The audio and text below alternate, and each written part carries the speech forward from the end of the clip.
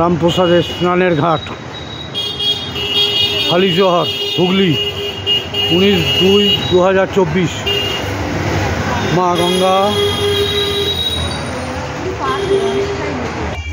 রামপ্রসাদের ঘাট, মা Ganga, Halisahar, 19/2/2025, Hooghly district, West Bengal, my India.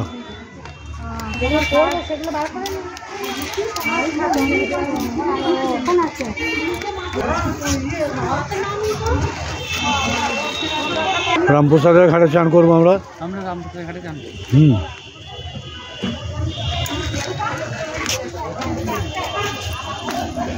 রামপ্রসাদের ঘাট, হালিশহর, হুগলি, 19/2/2024,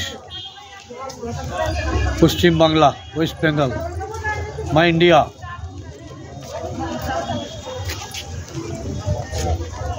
দাদা কিছু বলবেন নাকি? রামপ্রসাদের ঘাটে এবারে স্নান করতে নামছি আমরা।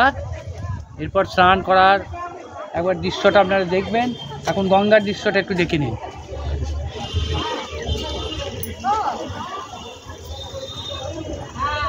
পবিত্র রামপ্রসাদের ঘাট, এবার আমরা স্নান করতে নামছি। জয় মা গঙ্গা। তুমি থাকবে তো?